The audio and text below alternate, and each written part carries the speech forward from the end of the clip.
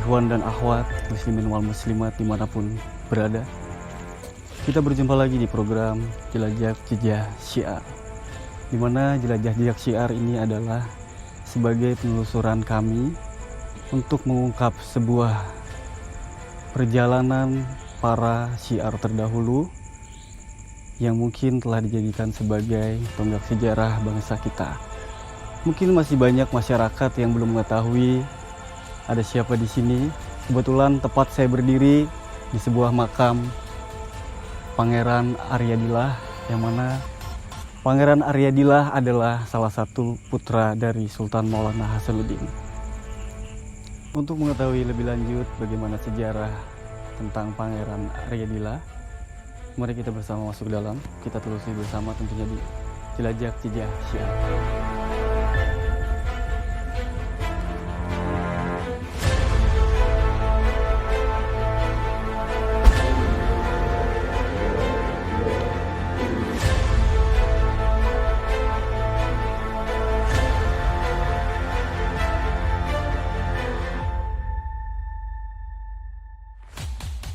Ikhwan dan akhwat, alhamdulillah saya sekarang sudah berada di depan atau pelataran makom Pangeran Aryadillah. Nanti sejenak mungkin kita akan mengobrol banyak, membahas tentang sejarah Pangeran Aryadillah. Kebetulan di belakang saya ada padepokan, ada seorang ustadz di situ sebagai pengurus makam Aryadillah. Kita bisa bertanya-tanya kepada beliau. Mari ikuti terus perjalanan saya, tentunya di Jelajah Jejak Syiar.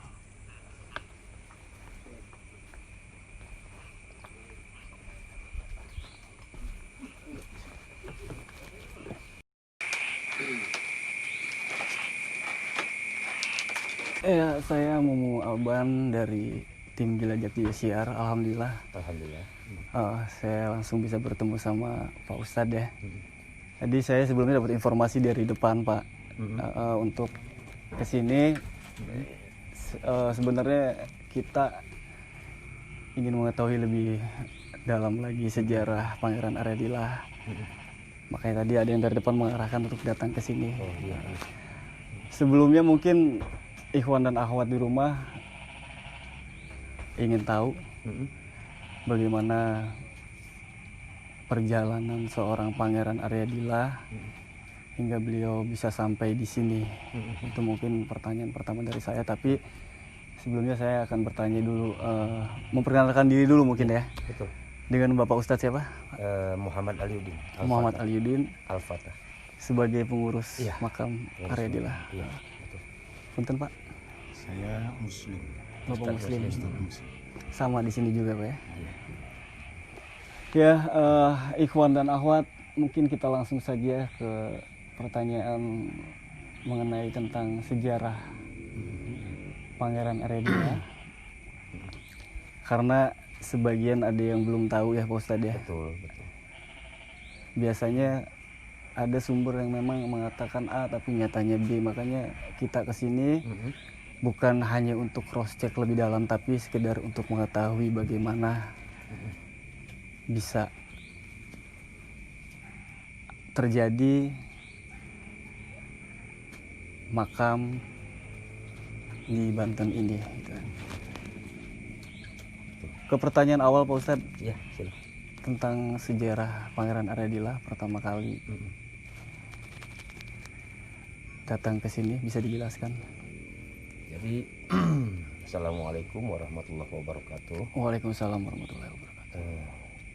Beliau namanya itu benar Pangeran Aryadillah, putra dari Sultan Maulana Hasanuddin Banten.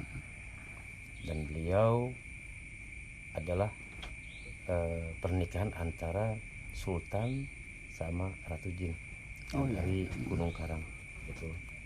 Dan awal mula beliau bisa datang ke Banten itu ya karena pada waktu itu emang Sultan mengutus dari semua patihnya untuk mencari beliau, karena keadaan di Banten pada waktu itu dalam keadaan darurat karena akan adanya pertempuran dan karena mau diserangnya Banten dan akan dibumi hanguskan sama orang-orang Portugis pada waktu itu. dan di antara putra-putra sultan itu mencari keberadaan beliau ini di mana. Karena pada waktu itu kemauan Sultan Banten itu mau menghancurkan Banten, atau yang dikenal dengan adanya itu peperangan ya antara Portugis dan Banten. Tapi di satu sisi Banten harus selamat, tidak ada korban. Sedangkan pada waktu itu kata putra-putranya itu, kalau peperangan itu pasti ada yang korban, Rama.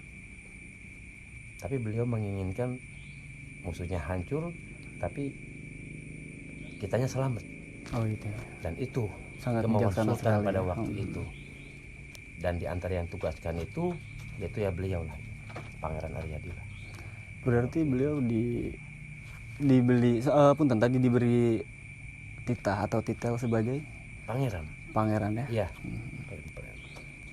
Itu kurang lebih tahun berapa Pak Ustadz? Itu Abad perkiraan abad ke-15, 15 ya, zamannya berarti Kesultanan Maulana Hasanuddin Banten.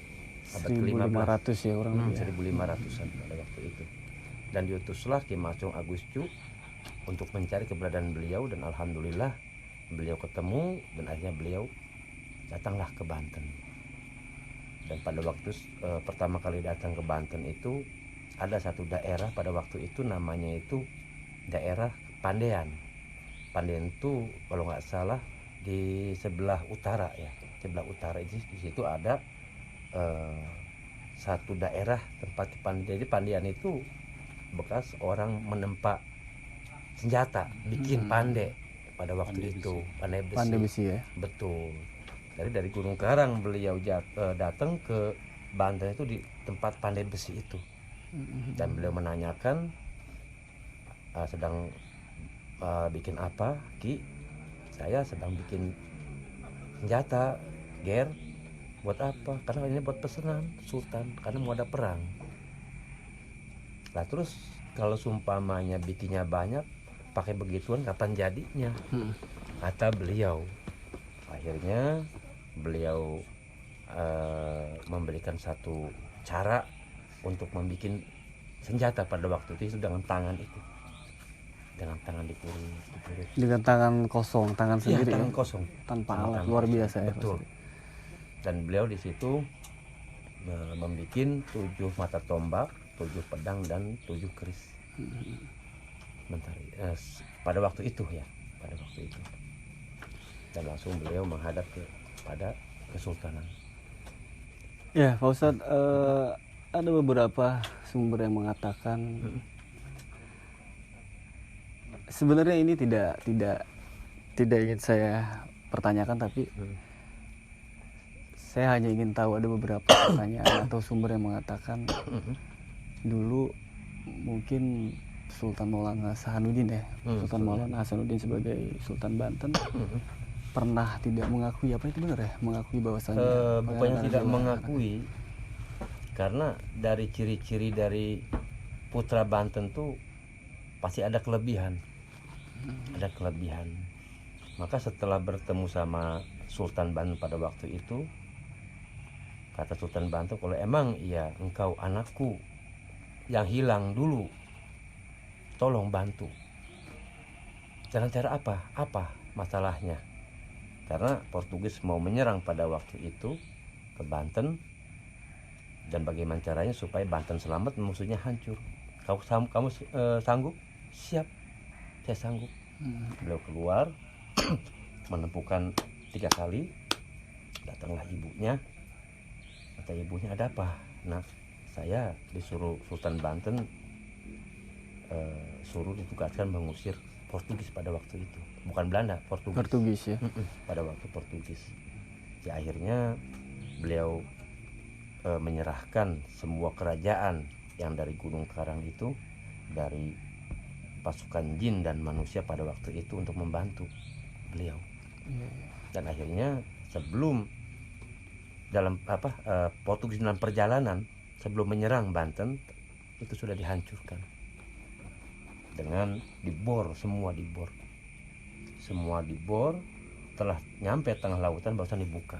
Oh gitu. Suplainya itu banyak yang tenggelam.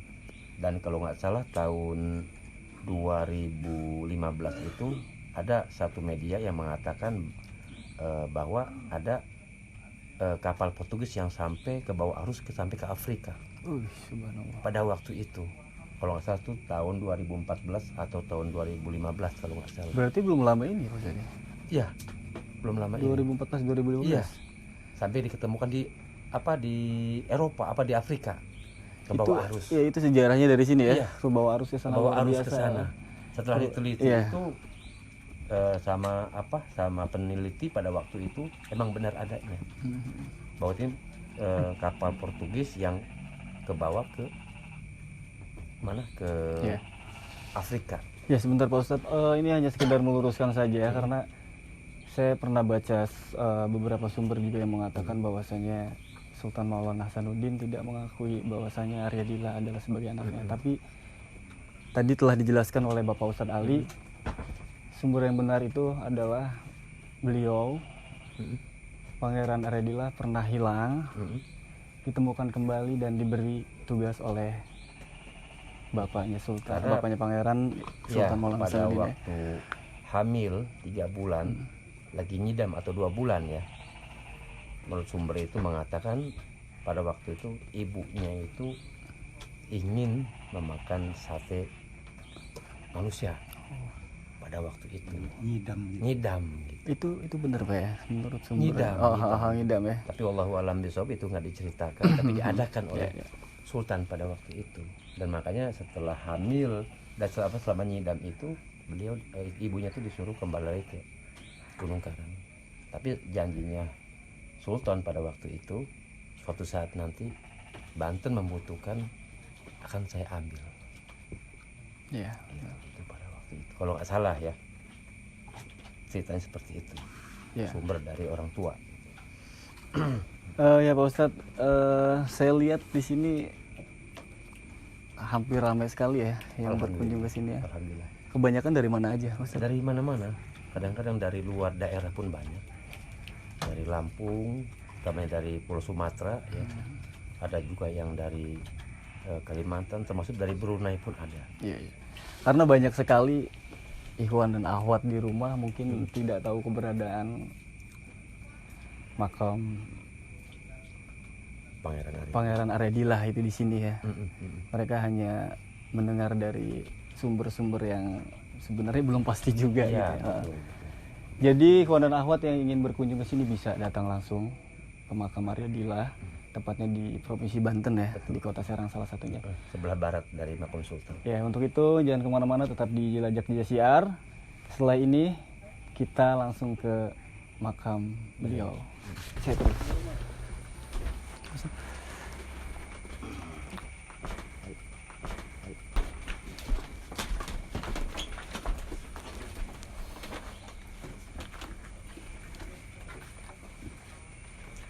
Ya, rupanya ramai sekali ya Pak Ustadz ya. Ya alhamdulillah kalau malam Selasa, malam Jumat ada aja. Biasanya malam Jumat ya. Ya kalau malam Jumat lebih ramai.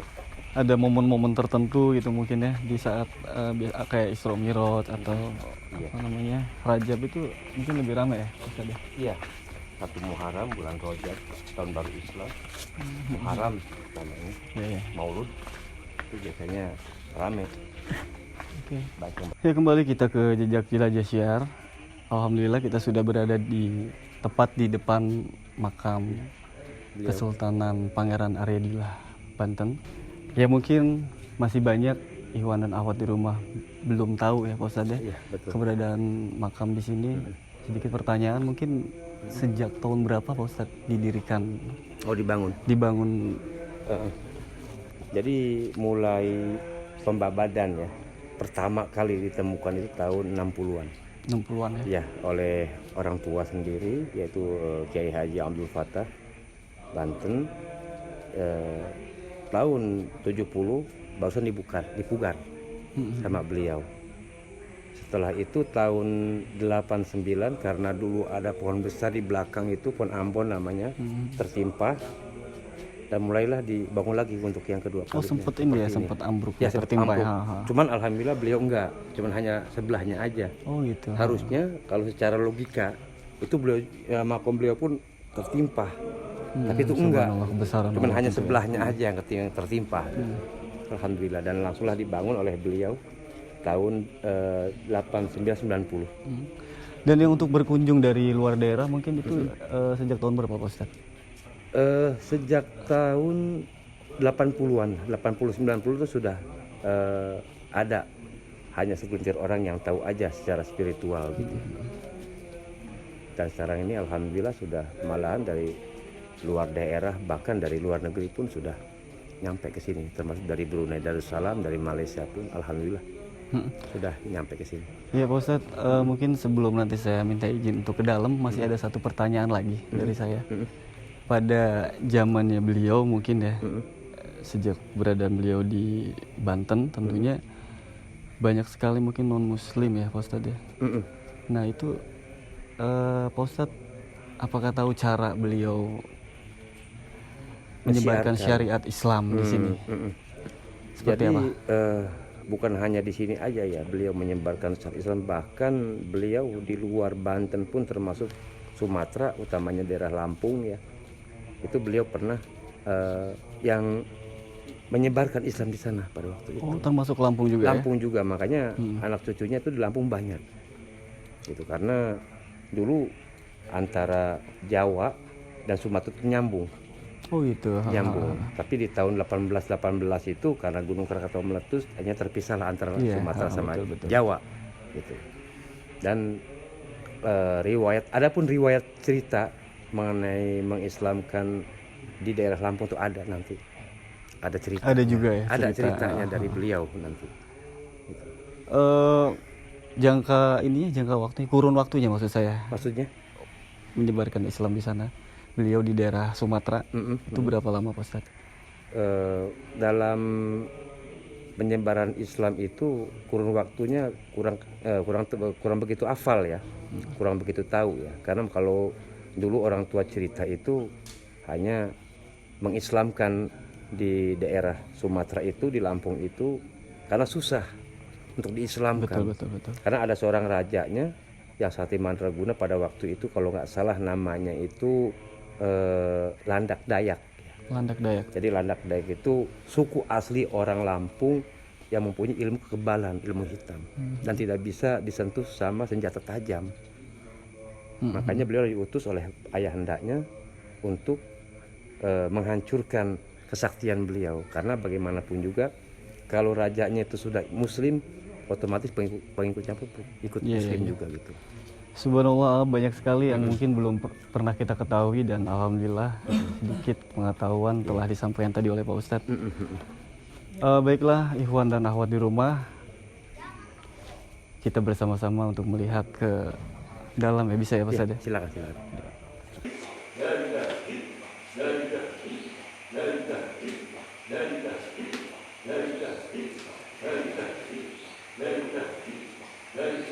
Ya ikhwan dan akhwat, alhamdulillah kita masih bersama Pak Ustadz Ali dan Pak Ustadz Muslim. Tepatnya kita berada di makom Waliullah Pangeran Aryadillah. Mungkin nanti sedikit juga ada pertanyaan tentang keberadaan beliau di sini ya, masih Pak Ustadz ya. Bisa ngobrol sebentar Pak Ustadz? Kita lanjut, jangan kemana-mana, ayo kita ikuti terus Jelajah Tijah Syiar.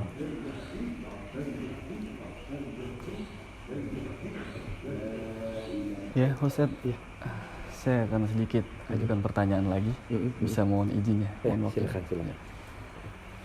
Ya tentunya ini suatu anugerah ya buat saya, khususnya buat tim Jelajah Tijah Syiar, bisa sampai di sini ya Pak Ustadz ya.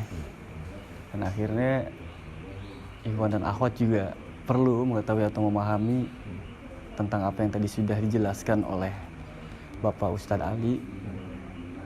Yang pasti mudah-mudahan tidak salah sumbernya, karena memang beliau ini salah satu putra dari Kiai Haji Abdul Fattah yang pertama kali menemukan keberadaan makam di sini. Ya Pak Ustadz, pertanyaan berikutnya, selain sumber yang tadi saya jadikan pertanyaan, ada lagi sumber yang mengatakan bahwa katanya makam Aryadillah juga ada di daerah Sumatera. Apa benar Pak Ustadz? Bukan di Sumatera ya, di sini. aslinya di sini Cuma kalau di sebetulnya. Sumatera di Palembang itu adiknya, beradiknya beliau. Oh, adiknya ya. Perempuan namanya itu Putri Kembang Dadar di Bukit Seguntang, Iya. Palembang. Ya mungkin ini hanya meluruskan saja supaya Iwan dan Ahwat juga tidak salah ya. Jadi yang sebenarnya di situ di Sumatera itu makom Adiknya Putri adiknya Putri Kembang Dadar, salah satu adik dari Pangeran Arya Dila. betul, dari Banten. Waktu diutus oleh ayahnya gugur di sana, terus langsung dimakamkan di sana. Ya. Ini Pak Ustadz, ya saya lihatnya masih ada beberapa orang yang jam segini masih ada yang berkunjung untuk berziarah ya Pak Ustadz ya. Saya hanya ingin memberikan sesuatu yang baik kepada Ikhwan dan Akhwat karena ada beberapa juga yang mengatakan ngapain sih ziarah-ziarah ya kan, meminta bukan di makam tapi langsung kepada Allah. Mungkin itu sebuah apa sih namanya ya, sebuah pernyataan yang mereka salah kaprah gitu kan, salah kaprah gitu. Bisa minta diluruskan Pak Ustadz, yang sebenarnya makna ziarah menurut Pak Ustadz itu apa? Jadi jaroh itu kalau bahasa Arab jaroh, ya. Tapi kalau bahasa Indonesia itu menengok, menengok dan mendoakan beliau. Jadi kalau ada yang berpendapat bahwa meminta-minta ke makam itu salah. Iya. Nah, kepada hakikatnya itu berziarah, bertakziah, membacakan doa-doa kepada Allah, mendoakan beliau. Alhamdulillah dengan perjuangan beliau yang dulu itu ya seperti inilah adanya kita mengenal Islam, kita tahu dengan apa yang diajarkan oleh Rasulullah, karena bagaimanapun juga beliau adalah warisannya Anbiya, warisannya para nabi. Dan tujuan orang pergi ke tempat keramat khususnya ke Pangeran Arya Dila ini semata-mata hanya untuk mendoakan beliau, bertakziah atau berziarah atau menengok, seperti itu. Ya jadi itu Ikhwan dan Akhwat, buat siapa saja yang di rumah yang ingin datang ke sini mungkin bisa datang ke sini.